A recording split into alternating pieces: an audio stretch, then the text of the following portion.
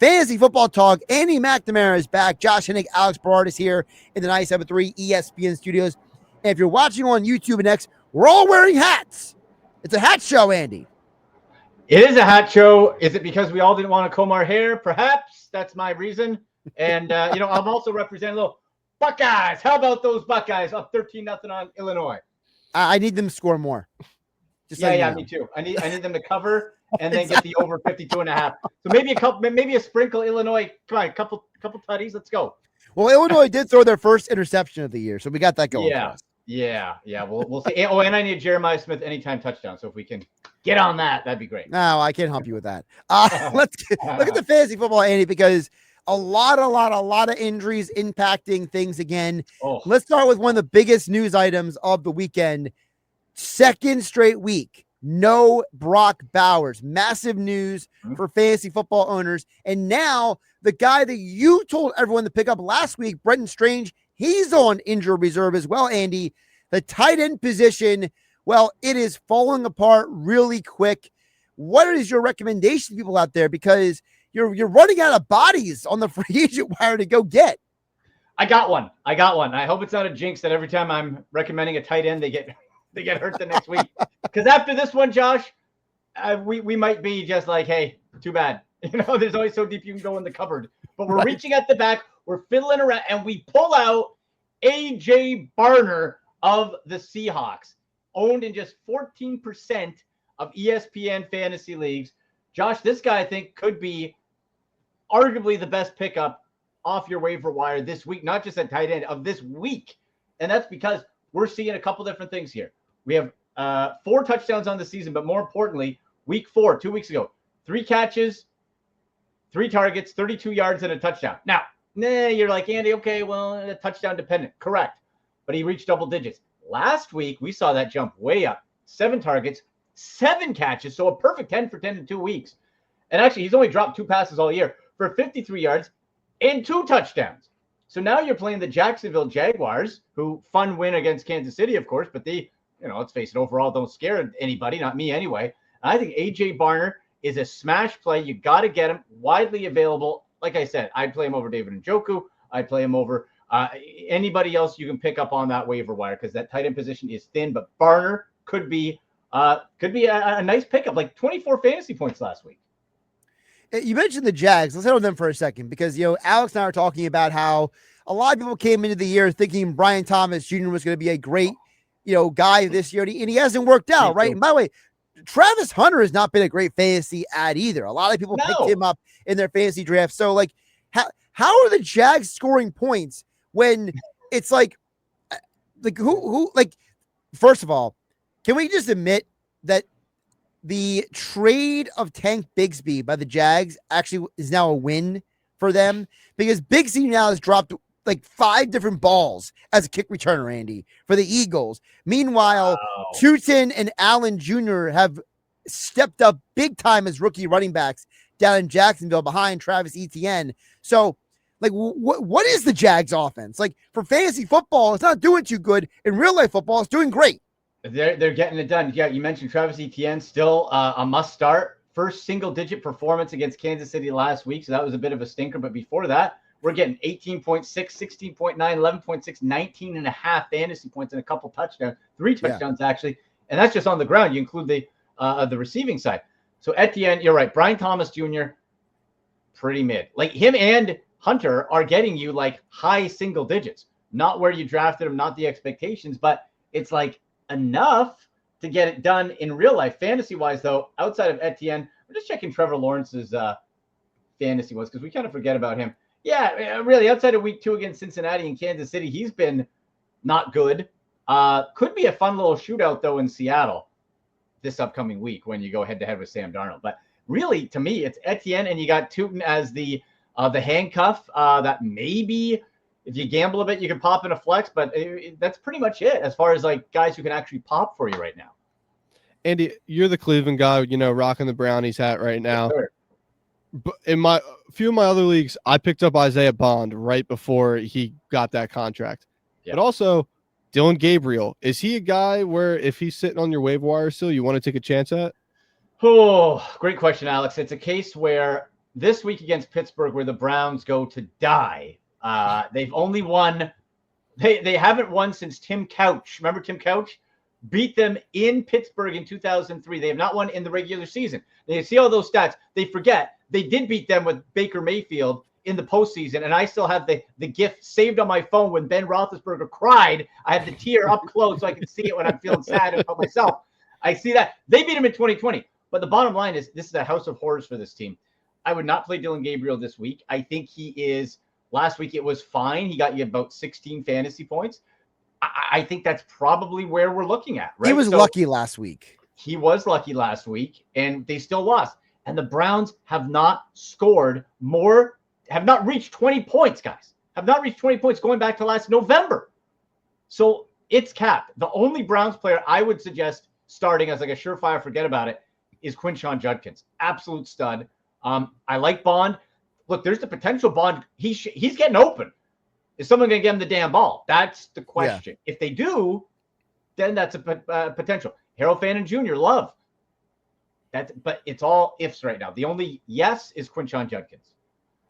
Andy McNamara, fantasy football analyst, joining us each week here on Hanging with Hennig on 97.3 ESPN at Andy MC81 on the Twitter X platform, at Andy MC Sports on Instagram. And of course, he is the host of the Sick Podcast. Like, subscribe, and download wherever you get your podcast. Andy, you mentioned about the Browns. Let's talk about the trade the Browns made, which is Flacco to the Bengals. And Flacco is starting tomorrow. The guy's been in the building for like 3 days.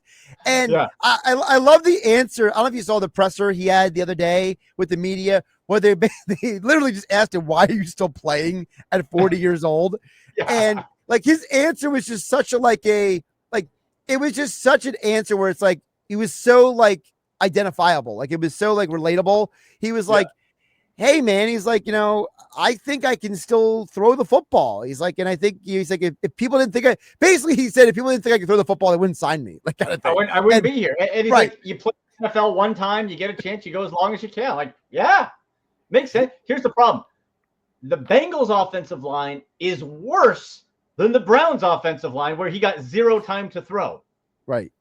That's my concern. That being said, I think Joe Flacco sitting cross-legged on his butt on the ground is still better than what we've been seeing at quarterback for the Bengals so far. So, look, if they can scheme some way to get him some time back there, that is a fantasy boost to Jamar Chase and T. Higgins, one that people who drafted him desperately need and want. So I don't know how they're going to do it behind that O-line. You got Chip, extra tight end, whatever. But if you can give Flacco time, then I think we could be on for some fun when it comes to a fantasy backup for Chase and Higgins.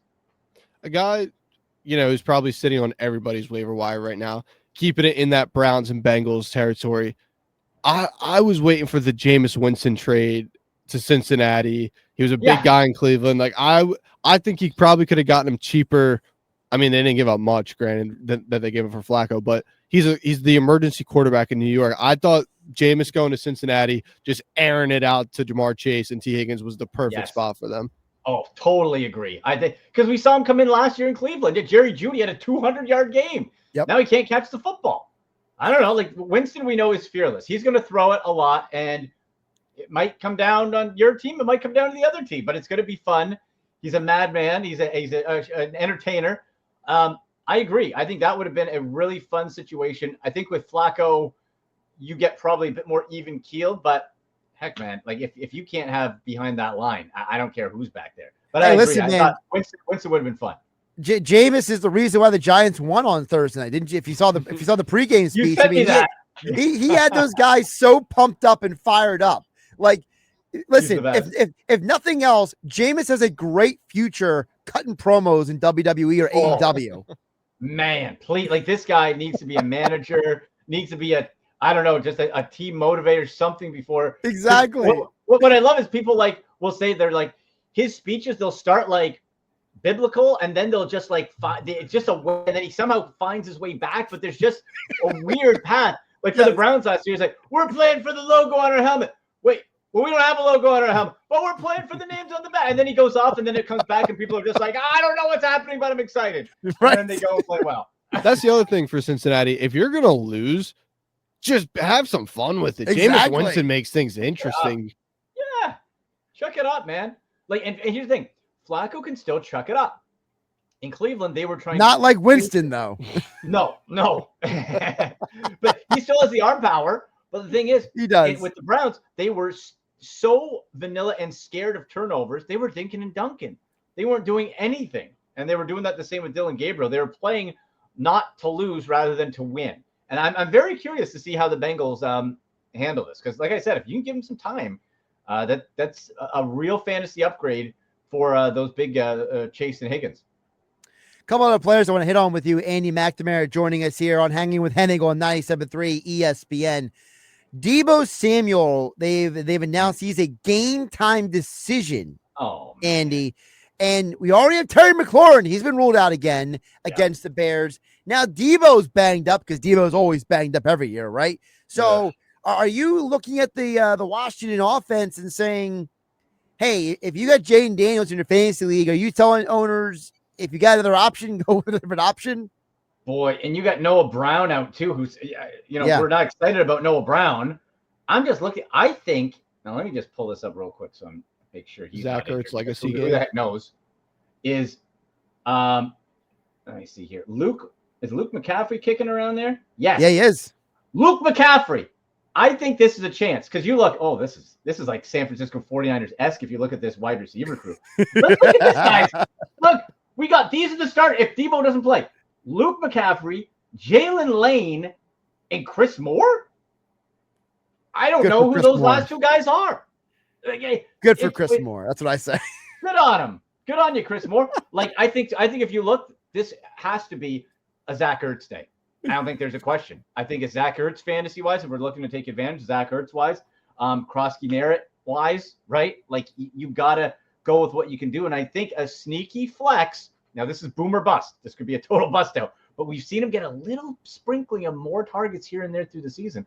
Luke McCaffrey could be one of those, desperation flex plays that you throw in, cross your fingers, and hope. But I got my eye on him. By the way, you don't remember Chris Moore? I don't know, Josh. There's a lot in my head. Who is he? Well, I mean, he played for the Ravens for all this. Just why I thought you might have remembered him. Chris Moore. Oh, no. I block out most Baltimore things. By the way, Lamar Jackson out again, right? Yes. Cooper, Cooper dude, Rush. Baltimore.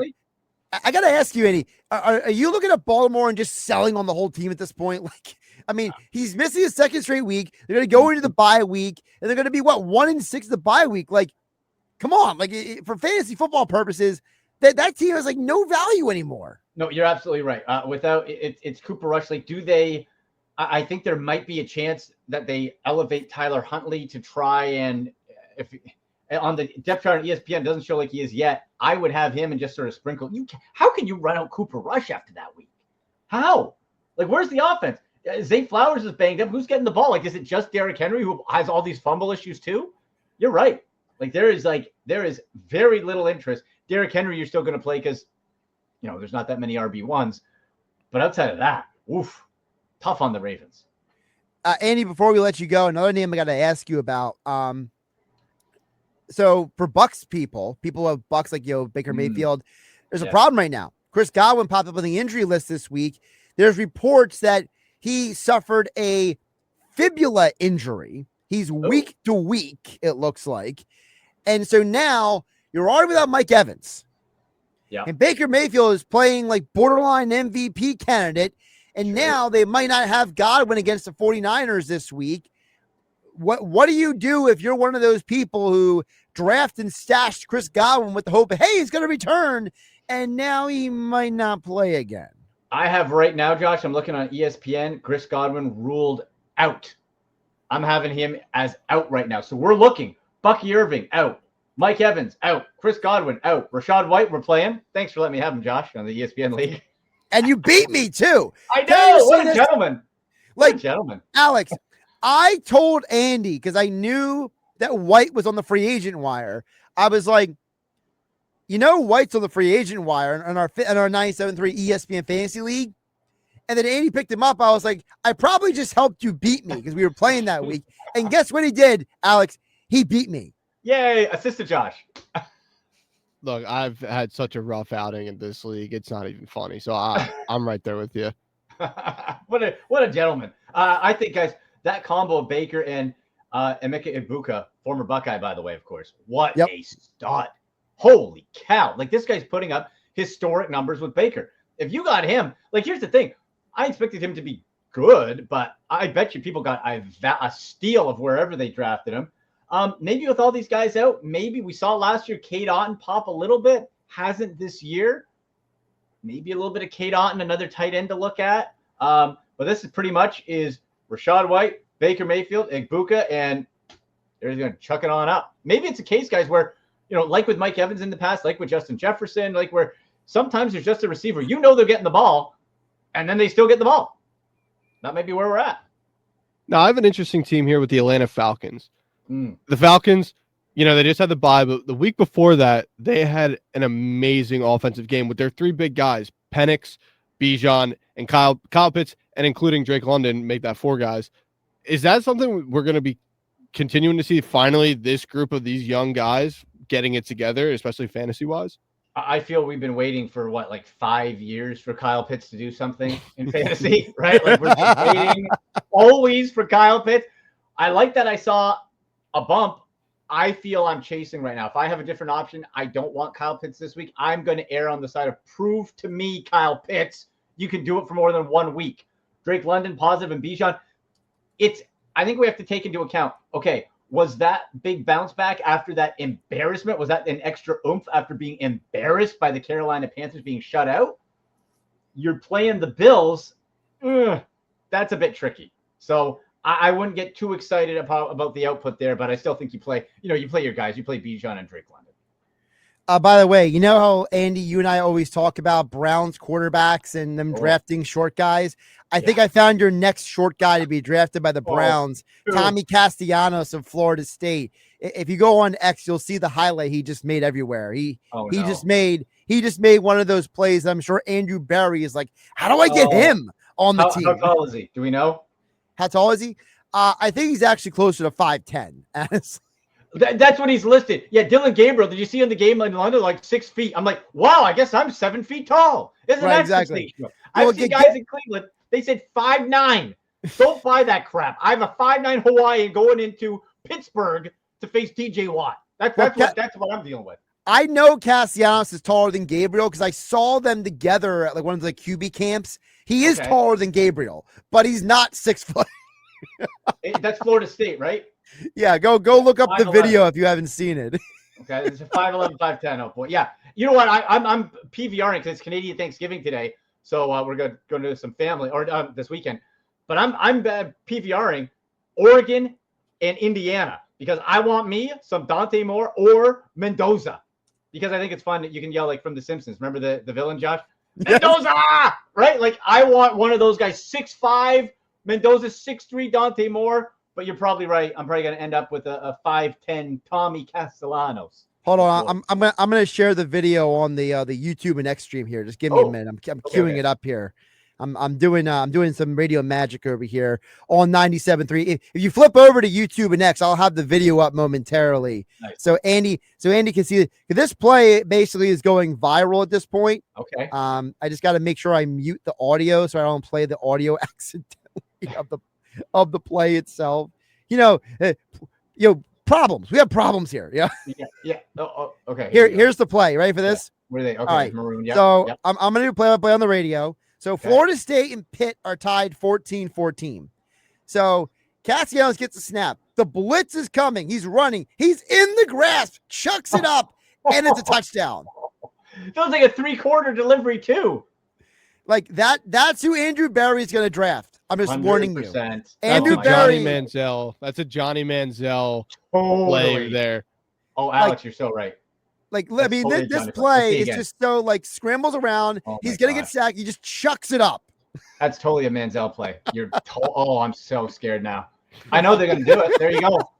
We're going to mark this down. We're going to be able to bookmark this, and come next April, we're going to have the second overall pick, and it's going to be Tommy Castellanos. And we're going to see reports from Diana Rossini or Adam Schefter. It's going to be There's speculation now that the Browns are very interested in Tommy Castellanos. Tommy football. Yeah. Instead of can I just get a big guy who can throw the ball and run through people, please? No, the last big guy you have is Derek Anderson. That was 20 years ago, right? Oh my God. My guy, 2007, Derek Anderson, into my veins, please. I freaking love Derek. And then they drafted Brady Quinn, who's got arms the size of Hulk Hogan, but couldn't throw the ball more than 5 feet. What a bum he was. And he got poor DA out of there. Still bitter. Gosh. Well, you can hear more of this ranting and raving from Andy on the Sick Podcast. Like, subscribe, and download wherever you get your podcast. Andy, we got going on the show tomorrow morning. We got 10 a.m. Eastern live on YouTube, the Sick Podcast with Andy McNamara, on X at SickPod, Browns at AndyMC81. We'll have full fantasy football rundown, start, sits, real-time injuries, adapt. You jump in the chat, get your questions in, or use hashtag AskAndy on X at AndyMC81, Instagram at AndyMCSports. We'll go through our ultimate betting ticket, our parlay party, and tee up Browns and Steelers. Andy, always appreciate you jumping on. Appreciate you, man. Take care. All right, boys. Talk to you soon. See ya. Josh Hennig, Alex Barardis, and 97.3 ESPN studio. Hanging with Hennig on 97.3 ESPN, being brought to you, as always, by Caesars Sportsbook. Is the only sportsbook app with Caesars Rewards. Bet on gridiron action. Earn perks on every game, like hotel stays, bonus bets, game tickets, and more. If you download the app using my promo code Radio20X, place your first bet of $1 or more for a chance to double your winnings on your next 20 bets. Open the new users in New Jersey who are 21 or older. Max bet at 25 for boosted winnings. Max additional winnings, $2,500 per bet. Profit boost tokens expire 14 days after receipt. See Caesars.com/promos for full terms. If you or someone you know has a gambling problem, please call 1-800-GAMBLER.